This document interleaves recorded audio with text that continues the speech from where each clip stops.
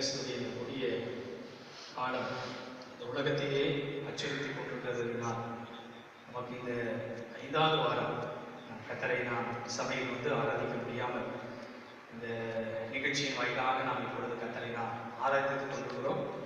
தொடர்ந்து இந்த நிகழ்ச்சி எல்லா நாளும் நம்முடைய சபையில் இருக்கிற எல்லா நாளும் பார்க்க முடியும். கிட்டத்தட்ட இப்பொழுது லைனில் 9 பேர் இருக்கிறாங்க. அதுக்கப்புறம் கொஞ்சம் பேர் பார்க்குறாங்க. அந்த ஆண்ட்ராய்டு செல் வசதி இல்லாதவர்கள் அதை பார்க்க முடியாத நிலை. அவர்களெல்லாம் இந்த நேரத்தில் எப்படி யோவான் கர்த்தருடைய நாளிலே அவர் ஆவிக்குள்ளாக மாற்றப்பட்டார், அவர் தெய்வ தரிசனங்களை பெற்றுக்கொண்டார் என்றெல்லாம் நாம் வெளிப்படுத்த விசேஷத்தில் நாம் வாசிக்கிறோம்.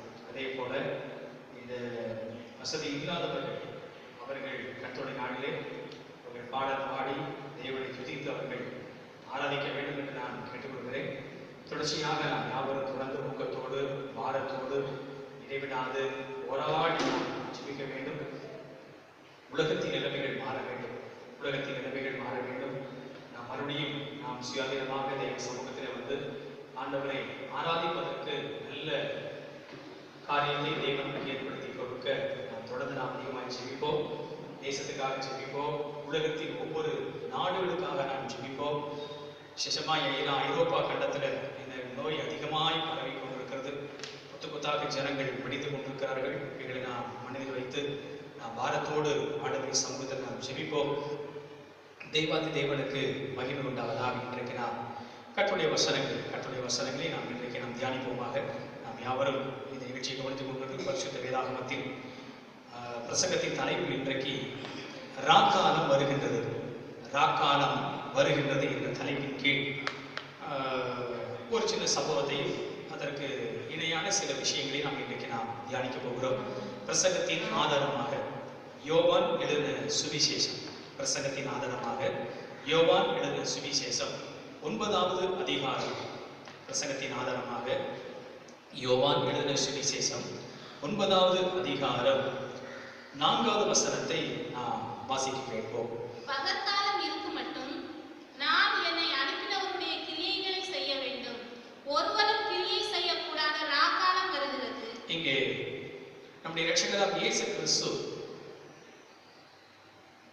ஒரு கண்ணு தெரியாத ஒரு மனிதருக்கு அற்புதம் செய்யும் போது தேவன் இங்கே அவர் சொல்லுகிறார், பகற்காலம் இருக்கும் மட்டும் நான் என்னை அனுப்பியவருடைய கிரியைகளை செய்ய வேண்டும், ஒருவனும் கிரியை செய்யக்கூடாத ராக்காலம் வருகிறது. நிச்சயமாகவே இந்த பூமிக்கு இயேசு அன்னைக்கு 2000 வருஷத்துக்கு முன்னாடி சொன்ன அந்த வார்த்தை, ஒருவனும் கிரியை செய்யக்கூடாத ராக்காலம் வருகிறது என்று, சீக்கிரமாக இந்த உலகத்திற்கு ஒருவரும் கிரியை செய்யக்கூடாத ஒரு நாக்காலம் இந்த பூமிக்கு இந்த உலகத்திற்கு மிக விரைவாக வர இருக்கின்றது. ஆனால் நாம் இப்பொழுது எந்த காலத்தில் இருக்கிறோம் என்றால், நாம் இப்பொழுது பகல் காலத்தில் நாம் இருக்கிறோம். ஆனால் மிக விரைவாக ராக்காலம் வருகிறது என்று இயேசு அன்றைக்கு கூறியிருக்கிறார். நாம் இன்றைக்கு ராக்காலத்தின் இரவு காலத்தின் சமீபத்தில் நாம் இப்பொழுது வந்திருக்கின்றோம். இந்த சம்பவத்தை நாம் கொஞ்சம் நாம் தியானிப்போமாக. இந்த ராக்காலத்திற்கும் இயேசு சொன்ன இந்த இயேசு செய்த இந்த அற்புதம், அங்கே நடைபெற்ற 9ஆம் அதிகார சம்பவம் மிக மிக முக்கியமானது. இயேசு இங்கே அவர் சொல்கிறார், அந்த 4ஆம் வசனத்தில் அவர் சொல்கிறார், பகற்காலம் இருக்கும் மட்டும் நான் என்னை அனுப்பியவருடைய கிரியையை செய்ய வேண்டும். இப்பொழுது இயேசு கிறிஸ்து கிரியை செய்து கொண்டிருக்கிறார். அங்கே 2000 வருஷத்துக்கு முன்னால இயேசு அங்கே அற்புதம் செய்யும் போது அது பகற்காலம். இயேசு அங்கே இருந்ததினால் அது பகற்காலம். ஆனால் ராக்காலம் சீக்கிரமாக வரப்போகிறது. இங்கே நான் பார்க்கிறோம், ஒரு கண்ணு தெரியாத ஒரு மனிதரை அவர்கள் பார்க்கிறாங்க. 9ஆம் அதிகாரம் 1வது வசனத்தை நான் வாசிக்கும் போது, அவர் அப்புறம் போகையில் பிறவி குருடனாகி ஒரு மனிதனை கண்டார். அப்பொழுது அவருடைய சீஷர்கள் வந்து கேட்கிறாங்க, ஐயா, இவன் குருடனாய் பிறந்தது இவன் செய்த பாவமா, இல்லாட்டி இவர்கள் பெற்றோர்கள் செய்த பாவமா, இல்லைன்னா இவங்க முன்னோர்கள் செய்த பாவமா அப்படின்ற ஒரு கேள்வியை வந்து கேட்கிறாங்க. அப்ப கேட்கிற சமயத்தில் அப்பொழுது இயேசு வந்து சொன்னாரு, இது இவன் செஞ்ச பாவம் இல்லை, பெற்றோர் செஞ்ச பாவமும் இல்லை, ஆனால் தேவனுடைய கிரியை இவ்விடத்தில் வெளிப்படுவதற்காக இவன் பிறந்திருக்கிறான் என்று என்று தேவன் இங்கே கூறுகிற வசனத்தை நம்ம பார்க்கிறோம். சொன்னார், இயேசு சொன்னார், இரவு மிக சமீபமாக சீக்கிரமாக வரப்போகுது. கண்டிப்பா நிச்சயமா இரவு சமீபமாக வரப்போகிறது. நாம் இப்பொழுது ஒரு கடைசி காலத்தில் நாம் இப்பொழுது வந்திருக்கிறோம். இரவு, அதாவது அதை பத்தி அவர் இயேசு சொல்லும் போது, ஒருவரும் கிரியை செய்யக்கூடாத இரவு காலம். யாரும் எந்த விஷயத்தையும் நினைச்ச மாதிரி எந்த விஷயத்தையும் செய்ய முடியாத ஒரு காலம் வரப்போகுது. ஆனா யாரோ ஒரு மனிதர் நினைக்க போகிறார், அவர் செய்கிற விஷயம், அவர் நினைக்கிற விஷயம் மட்டும்தான் நடக்கும். ஆனா மத்த யாரும் நினைக்கிற விஷயமும் நடக்கக்கூடாத, ஒருவனும் கிரியை செய்ய முடியாத, கிரியை செய்யக்கூடாத ஒரு இரவு காலம் ஒன்று வரப்போகிறது. இன்னும் தெளிவா சொல்ல போனா, இப்போதைக்கு இந்த காலகட்டத்துக்கு, இந்த கடைசி காலத்துக்கு சொல்ல போனா, ஊழியம் செய்ய முடியாத காலம் சீக்கிரமா வரப்போகுது. இப்ப நமக்கு ஒரு பஞ்ச காலம். இது என்ன காலம் அப்படின்னா, கர்த்தரை ஆராதிக்க முடியாத பஞ்ச காலம். தேவனை, தேவ சமூகத்தில் இப்ப நாம டிவி முன்னால ஆராதிக்கிறாங்க, செல்லு முன்னால ஆராதிக்கிறாங்க, அவங்களே உட்கார்ந்து ஆராதிக்கிறாங்க. வீடுகள் தோறும் இன்றைக்கு சபையாக மாறி வீடுகளெல்லாம் இன்றைக்கு ஆராதித்துக் கொண்டிருக்கான. சபைக்கு வந்து யாராலையும் ஆராதிக்க முடியல. என்னதான் நம்ம டிவி மேல உட்கார்ந்தாலும், செல்லு முன்னால உட்கார்ந்தாலும், நாமளே நமக்கே பாட்டு பாடி உட்கார்ந்தாலும், சபையில உட்கார்ந்தது மாதிரி, சபையில பாடி துதிச்சது மாதிரி இன்றைக்கு நமக்கு யாருக்கும் திருப்தி இன்றைக்கு வரல. இன்றைக்கு எப்படி ஆராதிக்க முடியாத ஒரு பஞ்ச காலம், சபையில் வந்து ஆராதிக்க முடியாத ஒரு பஞ்ச காலம் வந்ததோ, இதே போல வசனம் சொல்லுகிறது, வேத வசனம் கிடைக்கக்கூடாத ஒரு பஞ்ச காலம் வரப்போகுதுன்னு சொல்லி. இப்ப எப்படி ஆராதிக்க முடியாத, சபையில் வந்து ஆராதிக்க முடியாத ஒரு பஞ்ச காலம் வந்ததோ, இதே போல கண்டிப்பா ரொம்ப சீக்கிரமா இந்த பூமிக்கு வேத வசனம் கிடைக்கக்கூடாத ஒரு பஞ்ச காலம் இந்த பூமிக்கு வரப்போகிறது. அதுதான் இயேசு சொல்லுகிறார், ஒருவரும் கிரியை செய்யக்கூடாத ராக்காலம் இந்த பூமிக்கு வரப்போகிறது. ஊழியம் செய்ய முடியாத ஒரு காலம் சீக்கிரமா வரப்போகிறது. மரணம் என்கின்ற இரவு என்கின்ற, மரண இரவு என்கின்ற ராக்காலம் இந்த உலகத்தில் சீக்கிரமாக வரப்போகிறது. அந்தி கிறிஸ்து என்ற அவருடைய ஆட்சி காலமாகி இரவு காலம் இந்த பூமிக்கு சீக்கிரமாக வரப்போகிறது. நமக்கு கொடுக்கப்பட்ட வேலைகள் எல்லாம் முடிகின்ற இரவு காலம் வரப்போகிறது. நமக்கு கொடுக்கப்பட்ட ஊழியத்தின் காலம் எல்லாம் எக்ஸ்பயர், அதாவது முடிவடையக்கூடிய ஒரு இரவு காலம் சீக்கிரமாக, மிக விரைவாக வரலாம். விளக்கு அடையக்கூடிய இரவு காலம் வரப்போகிறது. கிருபையின் காலம் முடிவடைந்து ஒரு இரவு காலம் வரப்போகிறது. பரிசுத்த ஆவியானவர் கிரியை செய்து கொண்டிருக்கிற இந்த பகல் காலம் முடிந்து இயேசு சொன்ன ராக்காலமாகி இரவு காலம் இந்த பூமிக்கு சீக்கிரமாக வரப்போகிறது. இன்றைக்கு நாம் அனைவரும் வெளிச்சத்தின் காலத்தில் இருக்கிறோம். நாம் அனைவரும் கிரியை செய்யக்கூடிய காலத்தில் நாம் இன்றைக்கு இருக்கிறோம். ஆகையினால் நாம் எதை செய்ய வேண்டுமோ அதை மிக தெளிவாக நாம் செய்ய வேண்டும். இயேசு சொல்லுகிறார், பகற்காலம் இருக்கு மட்டும் நான் என்னை அனுப்பியருடைய கிரியையை செய்ய வேண்டும் என்று. அப்ப நாம் இன்றைக்கு எல்லாரும் எந்த காலத்தில் இருக்கிறோம் என்றால், பகல் காலத்தில் நாம் இருக்கிறோம். 5வது வசனத்தை, அதே அதிகாரம் 5வது வசனத்தை பார்க்கும்போது இயேசு வந்து சொல்றார், நான் உலகத்தில் இருக்கையில் உலகத்திற்கு ஒளியாய் இருக்கிறேன் என்றார். அப்ப இயேசு இந்த பூமியில் இருந்தபடியா, இயேசு இந்த பூமியில் இருந்தபடியால் அவர் சொன்னார், நான் இந்த பூமியில் இருக்கிறேன். அதனால இது என்ன காலம் அப்படின்னா, இது வெளிச்சத்தின் காலமாய் இருக்கிறது. இயேசு இன்னைக்கு நம்ம கூட இருக்கிற வரைக்கும் வெளிச்சத்தின் காலமாய் இருக்கிறது.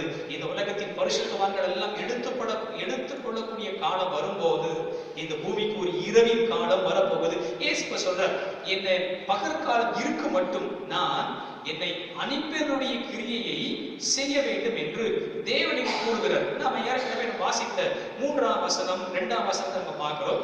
கேட்கிறாங்க, இது இவன் செஞ்ச பாவமா, பெற்றோர் செஞ்ச பாவமா, முன்னோர்கள் செஞ்ச பாவமா? அப்ப இயேசு சொல்றார், இவன் செஞ்ச பாவமும் இல்லை, பெற்றோர்கள் செஞ்ச பாவமும் இல்லை, முன்னோர்கள் செய்த பாவமும் இல்லை. ஆனா இது தேவனுடைய கிரியை இவனிடத்தில் வெளிப்படும் பொருட்டே இப்படி பிறந்திருக்கிறான். தேவனுடைய கிரியை இவனிடத்தில் வெளிப்படும் பொருட்டே இவன் பிறந்திருக்கிறான் என்றால், இரட்சகராம் இயேசு கிறிஸ்து இந்த பூமிக்கு அவர் வர வேண்டும், அவர் ஊழியம் செய்ய வேண்டும், அந்த கண்ணு தெரியாத மனுஷன் இருக்கிற பகுதிக்கு வர வேண்டும், அவர் அந்த மனிதனை பார்க்க, அதற்கு பின்பதாக தன்னுடைய வல்லமையினால் அவன் கண்களை திறக்க வேண்டும் என்பது, இதுதான் தேவ நாமத்தின் மகிமைக்கு என்றே பிறந்திருக்கிறார். அப்போ பைபிள் அப்போஸ்தலன் பவுல் சொல்கிறார், காலம் நிறைவேறின போது கிறிஸ்து இயேசு இந்த பூமிக்கு வந்தார். அப்ப கிறிஸ்து இயேசு காலம் நிறைவேறின போது கிறிஸ்து இயேசு இந்த பூமிக்கு வந்தாரு. இந்த பூமிக்கு வந்து அவர் என்ன செய்தார்? பகல் காலம் இருக்கும் மட்டும் என்னை அனுப்பியனுடைய கிரியையை நான் செய்ய வேண்டும் சொன்னார். அப்ப இயேசு இந்த பூமிக்கு எதற்காக அவர் அனுப்பப்பட்டாரோ அந்த விஷயத்தை அந்த பகல் காலத்துக்குள்ளாக எல்லாவற்றையும் அவர் செய்து முடித்தார். அவர் வேலையை செய்து முடித்தார். எதற்காக அவர் அனுப்பப்பட்டாரோ அந்த விஷயத்தை அவர் செய்து முடித்தார். ஒருவனும் கிரியை செய்யக்கூடாத ராக்காலம் வருகிறது. அப்போ இயேசு அனுப்பப்பட்ட காலம், இருக்கப்பட்ட காலம், அதற்குள்ளாக பிதாவின் சித்தத்தை முழுவதுமாக செய்து அவர் முடித்தார் அப்படின்ற விஷயத்தை நம்ம பார்க்கிறோம். அப்போ அவர் அனுப்பப்பட்ட அந்த கிரியை, அனுப்பப்பட்ட சித்தம், அனுப்பப்பட்ட அந்த விஷயம், அதை அவர் செய்து முடித்தார் என்றதை நம்ம பார்க்கிறோம். அவர் எப்படி செய்தார் என்றால், ராக்காலம் வருவதற்கு முன்பதாக இயேசு கிறிஸ்து தன்னுடைய சித்தத்தை முழுவதும் செய்து முடித்தார். இன்னும் பார்க்கிறோம், கரெக்ட் டைம்ல அந்த விஷயத்தை செய்து முடித்தார். தன்னுடைய மினிஸ்ட்ரியை, தன்னுடைய ஊழியத்தை அவர் 30 ஆண்டுகள் இருந்து அந்த 3.5 ஆண்டுகளிலே யாரை சந்திக்கிறோம், யாருக்கு அற்புதம் செய்யணும், எத்தனை பேர நோயை குணமாக்கணும், எத்தனை பேரை துரத்தணும், எத்தனை பிரசங்கம் பண்ணணும், எந்தெந்த இடத்துக்கு போகணும், அத்தனை இடத்துக்கு போனார். அத்தனை மக்களையும் சந்திச்சார். அத்தனை பேருக்கும் அற்புதம் செய்தார். எத்தனை பேரை உயிரோடு எழுப்பணுமோ அந்த விஷயத்தெல்லாம் செய்தார்.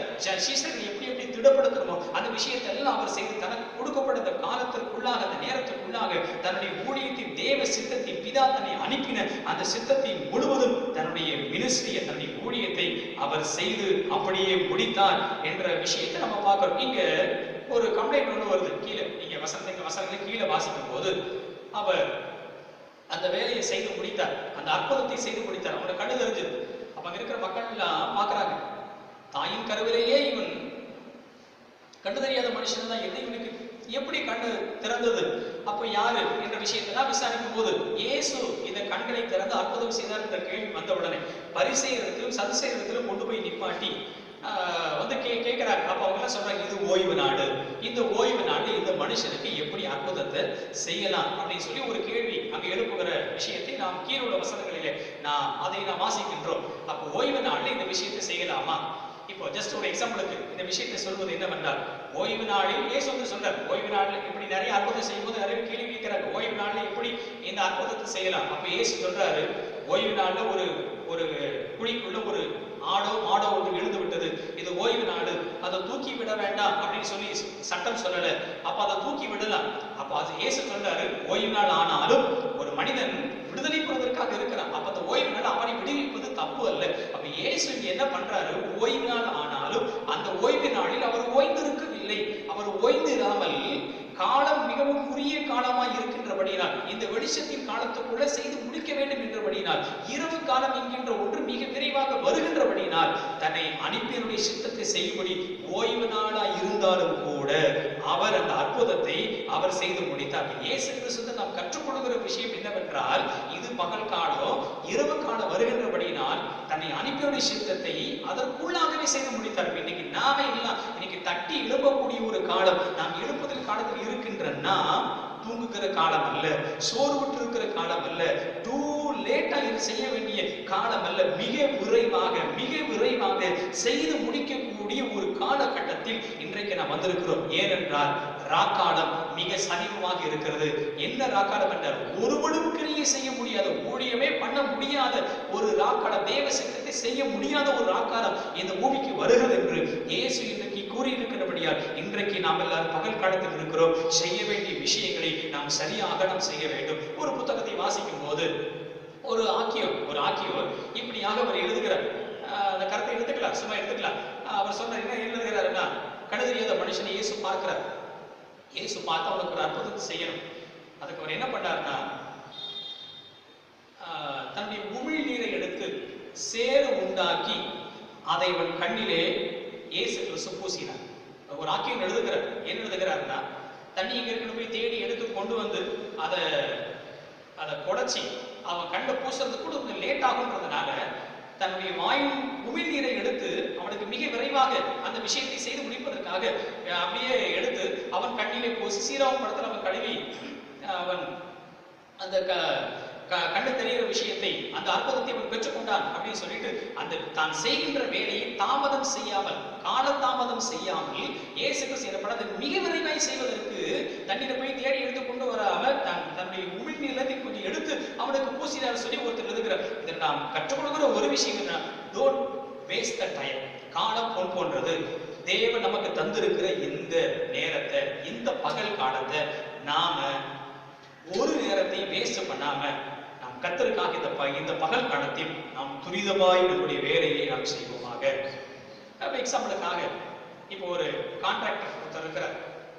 கான்ட்ராக்டர் அவர் தன்னுடைய வேலையாட்களை கொண்டு போய் வேலை செய்யறதுக்காக கொண்டு நிப்பாட்டிட்டு மத்தியானத்துக்கு அப்புறம் நம்ம எல்லாத்துக்கும் தெரியும், சூரியன் சீக்கிரமா அஸ்தமிக்க போகுது. 2 மணிக்கு அப்புறம் 3 4 5 6 கடற்கடந்து ஓடிடும். அப்போ அந்த பகல் காலம் முடிவடைந்து இரவு வரப்போகுதுன்னு சொன்ன உடனே தன்னுடைய வேலை ஆட்களை அந்த வேலை செய்வதற்கு அவர் என்ன பண்றார், துரிதப்படுத்துகிறார்.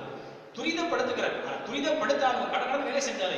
இரவு வந்தவுடன் அவர் என்ன செய்கிறார், இரவு வந்தவுடன் இந்த கான்ட்ராக்டர் என்ன பண்ணாரு, சரிப்பா அவங்க வேலையெல்லாம் பண்ணது போதும் அப்படின்னு சொல்லி அந்த இரவு வருவதற்கு முன்பதாக சமீபமாகும் போது தன்னுடைய வேலை ஆட்கள் எல்லாம் கூட்டிக் கொண்டு பாதுகாப்பான இடத்திற்கு அவர் கொண்டு செல்கிறார். பாதுகாப்பான இடத்திற்கு தான் வைத்திருக்கிற பாதுகாப்பான இடத்திற்கு அவர் கொண்டு செல்கிறார். அதுக்கப்புறம் வேலை செய்ய முடியாது, அதுக்கப்புறம் வேலை செய்ய வேண்டாம்னு சொல்லி அந்த கான்ட்ராக்டர் கூட்டு போய் இதே மாதிரி ரட்சகராக இருக்கிற இயேசு கிறிஸ்து இந்த உலகத்தில் ஊழியம் செய்யும்படியாக, சுவிசேஷ வேலை செய்யும்படியாக, ஆத்துமாக்களை ஆதாயம் செய்யும்படியாக, பிறரையும் ஒளியாக மாற்றும்படியாக கர்த்தர் இன்றைக்கு நமக்கு ஒரு வேலையை தந்திருக்கிறாரு. இன்றைக்கு நாம் மிக விரைவாக செய்யக்கூடிய ஒரு காலம். ஏனென்றால் இரவு சமீபமாக வந்திருக்கின்றது. இந்த சமீபமாய் வந்து கொண்டிருக்கிறது.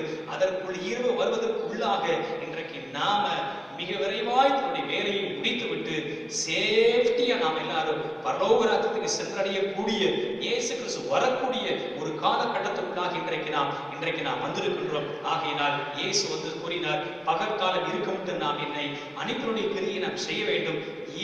ஒருவனும் கிரியை செய்யக்கூடாத ராக்காலம் வருகிறது என்றது.